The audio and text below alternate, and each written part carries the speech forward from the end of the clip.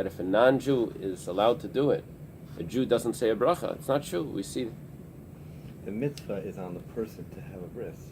The mitzvah is not to do the bris.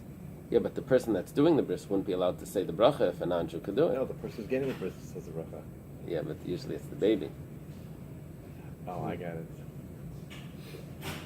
Usually we have the male saying. So the Gemara says, "Midihu taima."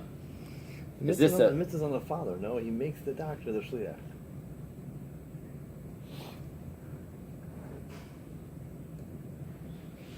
Right?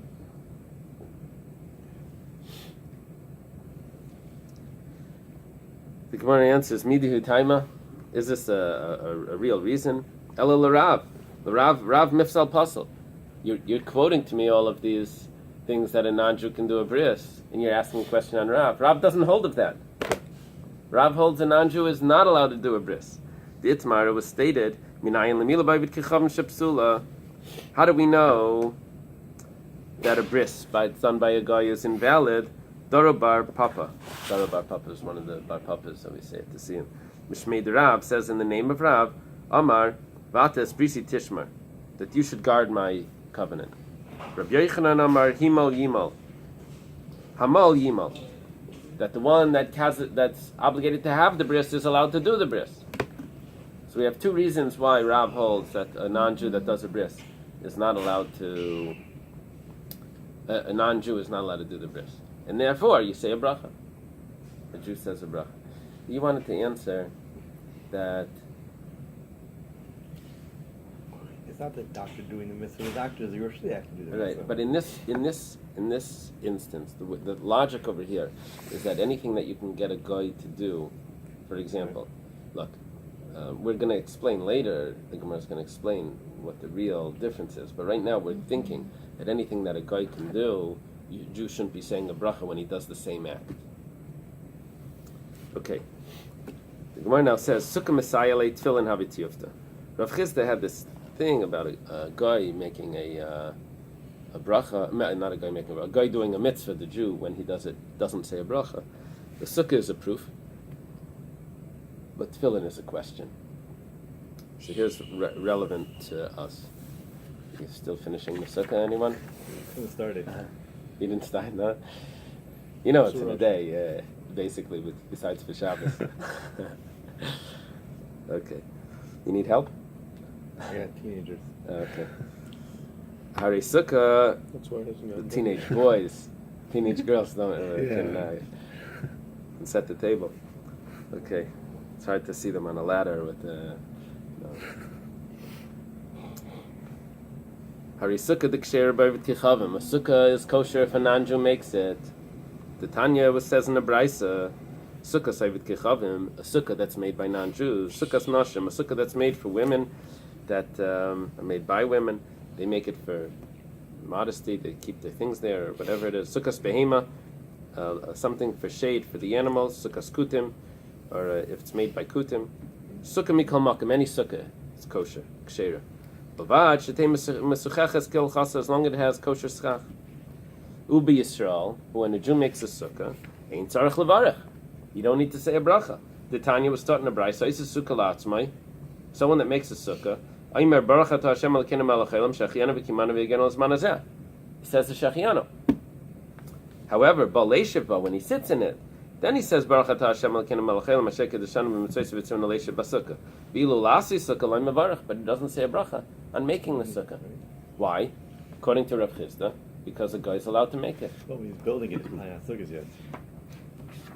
He's still making the sukkah. No mitzvah have a sukkah 2 days before sukkahs.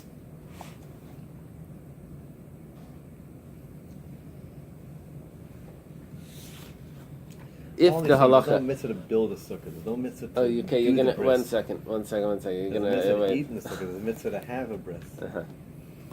Saying preparation. Yeah.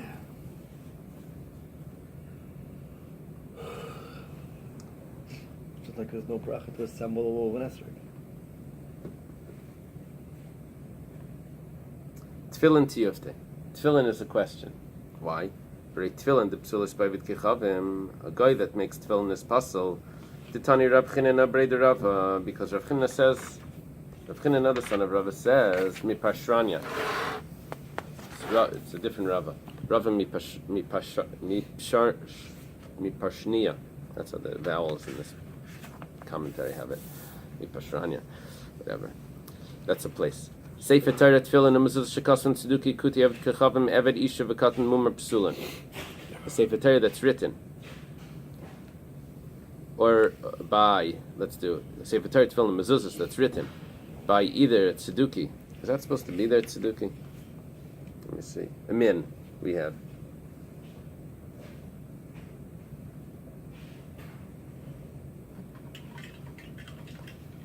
Min is usually like a Christian, the early Christians. Then there's another word that's added in over here, a musser, an informer. It's invalid, you hear that? Or a kuti, or a non-Jew, or a slave, or a woman or a child, or a mumar. Mumar is someone that doesn't believe in parts of the Torah. So, it's all invalid. Sometimes they have at a Siyam Sefer Torah. If it was a lady that donated the Torah, the Sefer will let her write the last letter or something. How do they do it? They must be kosher without it. It's impossible. Maybe there's something heter. Here it says clearly a woman can't write. But I've seen by the. Have you seen? They put a piece of paper on there. Well, they hold the Sefer's hand. Maybe that's what they do. How do they have the woman holding his hand? That's a little strange, no? Yeah.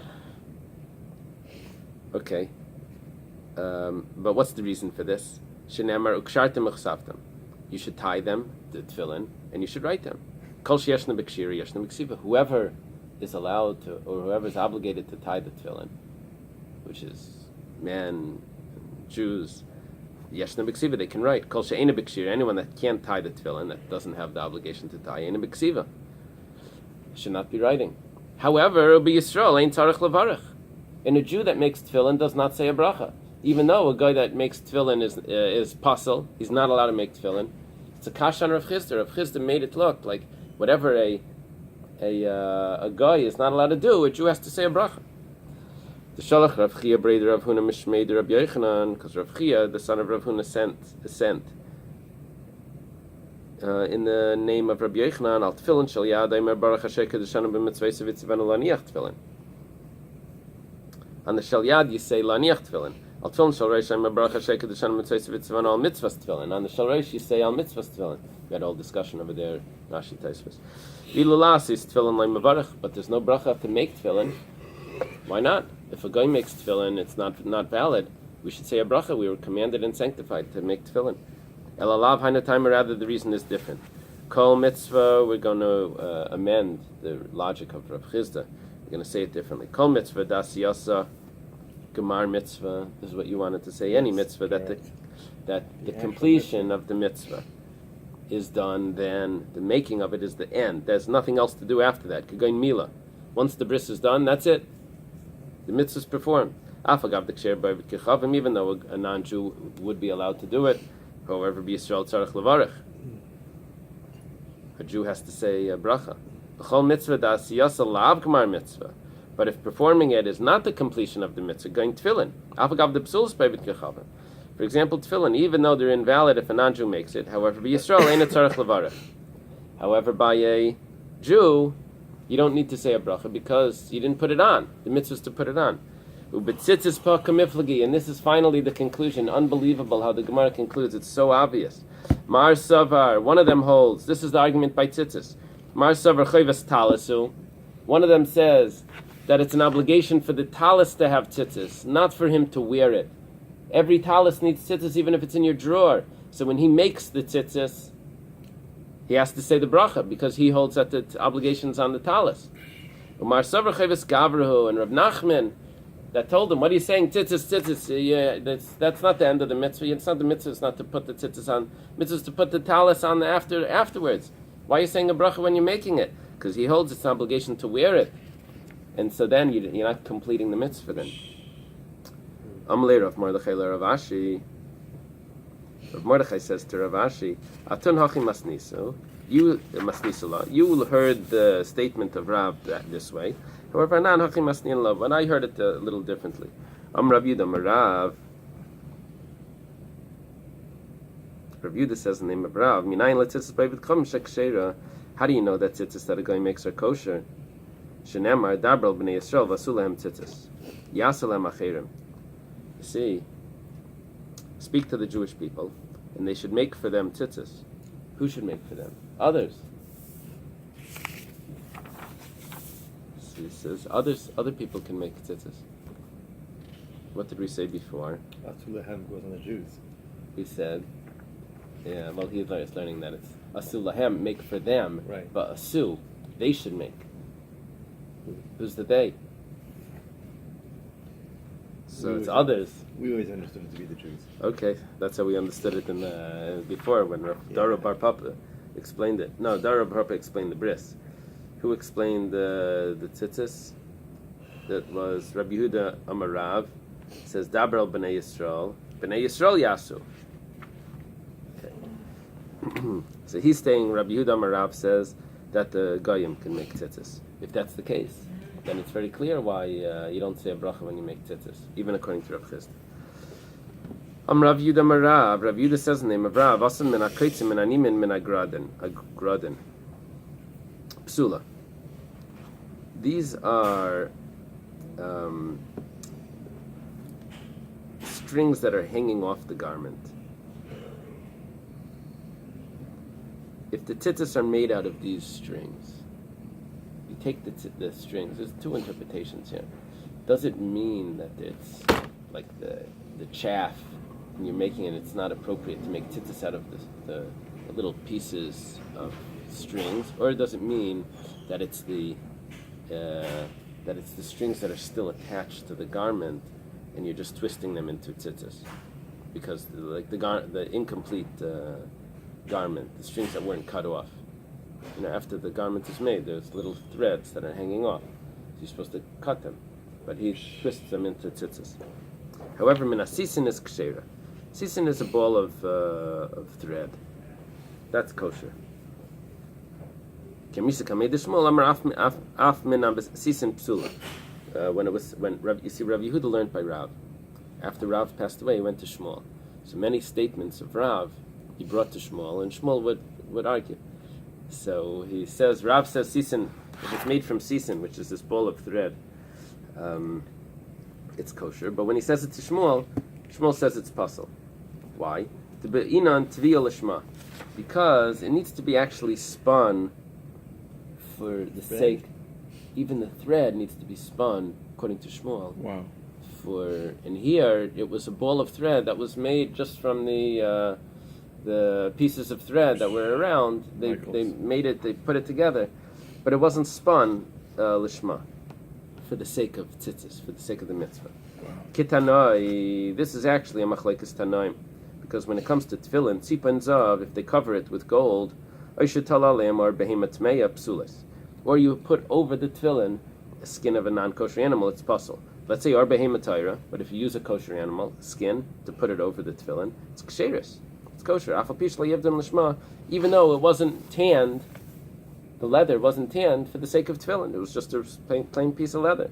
Reb Shimon ben Gamliel says, however, that af or behemat Torah psulas ad sheyavdan lishman, that even regular leather is pasul because it wasn't tanned. The leather needs to be tanned lishman for the sake of the tefillin. So this machlekes tanaim comes out as a machlekes Rav and Shmuel b'negei tzitzis. If it needs to be spun by the tefillin, it's b'negei tanning the leather, and by the tzitzis, it's the spinning of the string of the thread for the sake of the mitzvah. Okay. To be continued. Tomorrow's the